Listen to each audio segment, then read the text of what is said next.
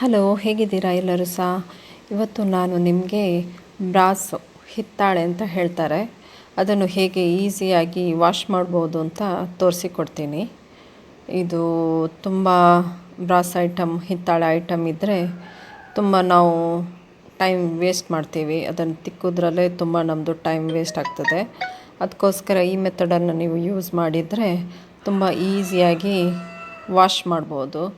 ಇದಕ್ಕೆ ನೋಡಿ, ಇಷ್ಟು ಪಾತ್ರ ಇದೆ. ಇದಕ್ಕೆ ಏನೆಲ್ಲ ಬೇಕು ಅಂತ ಹೇಳಿದರೆ, ಒಂದು ಲಿಂಬೆಹಣ್ಣು ಗಾತ್ರದ ಹುಳಿ, ಟ್ಯಾಮರಿನ್ ಬೇಕಾಗ್ತದೆ.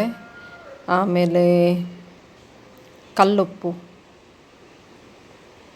ಆಮೇಲೆ ಇದು ಬೇಕಿಂಗ್ ಸೋಡಾ ಬೇಕಾಗ್ತದೆ.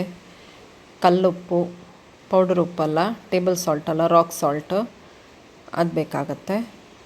ಇವಾಗ ಮೊದಲಿಗೆ ಆಮೇಲೆ ತೆಂಗಿನಕಾಯ್ದು ಸಿಪ್ಪೆ ಅಂತಾರಲ್ಲ, ಅದು ಬೇಕು. ಅದಿಲ್ಲದಿದ್ದರೆ ನಿಮ್ಮದು ಪಾತ್ರೆ ತೊಳೆಯೋದು ಯಾವುದು ಯೂಸ್ ಮಾಡ್ತೀರಿ ಅದರಲ್ಲೇ ವಾಶ್ ಮಾಡ್ಬೋದು. ನೋಡಿ, ಇಷ್ಟು ಐಟಮ್ ಇಟ್ಕೊಂಡು ಹೇಗೆ ವಾಶ್ ಮಾಡ್ಬೋದು ಅಂತ ಹೇಳ್ತೀನಿ.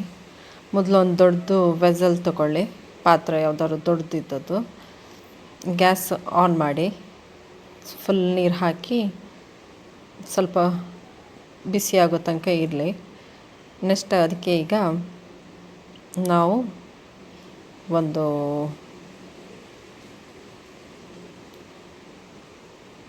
ಪಾತ್ರಕ್ಕೆ ಒಂದು ಹುಣಸೆಹಣ್ಣು ಹಾಕಿ, ಲಿಂಬೆಹಣ್ಣು ಗಾತ್ರದ್ದು, ಚೆನ್ನಾಗಿ ಹಾಕಿದ ಮೇಲೆ ಒಂದು ಮುಷ್ಟಿಯಷ್ಟು ಕಲ್ಲುಪ್ಪು ಹಾಕಿ, ರಾಕ್ ಸಾಲ್ಟ್.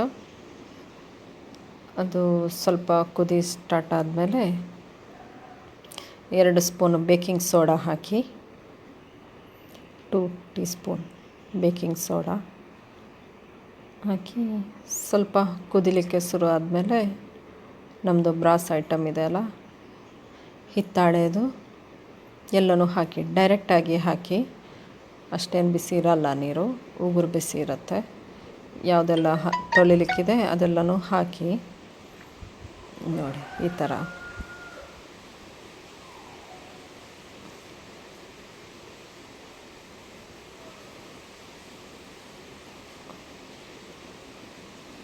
ಈ ಥರನೇ ಹಾಕಿ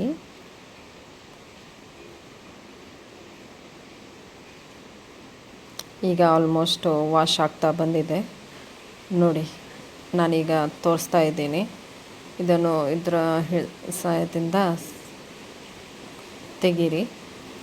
ನೋಡಿ, ನಾವೀಗ ತಿಕ್ಕಲಿಲ್ಲ, ಏನೂ ಮಾಡಿಲ್ಲ. ಆಲ್ಮೋಸ್ಟ್ ಈಗಲೇ ಅದರದ್ದು ಮಣ್ಣೆಲ್ಲ ಬಿಟ್ಟು ಅದು ಆಲ್ಮೋಸ್ಟ್ ಒಂದು 90% ಕ್ಲೀನಾಗಿದೆ.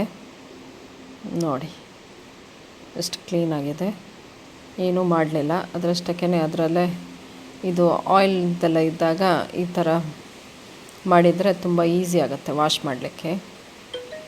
ನೋಡಿ, ಇವಾಗಲೇ ಅದು ಹೊಸರು ಥರನೇ ಆಗಿದೆ. ಹಾಗೆಯೇ ಅದರಿಂದ ಎಲ್ಲ ಐಟಮನ್ನು ತೆಗೀರಿ. ನೋಡಿ, ಎಷ್ಟು ಶೈನಿಂಗ್ ಇದೆ, ಏನು ತಿಕ್ಕಲಿಲ್ಲ, ಡೈರೆಕ್ಟಿಗೆ ಅದರಿಂದನೇ ತೆಗೆದಿದ್ದು. ನೋಡಿ ಎಷ್ಟು ಕ್ಲೀನಾಗಿದೆ ಅಂತ.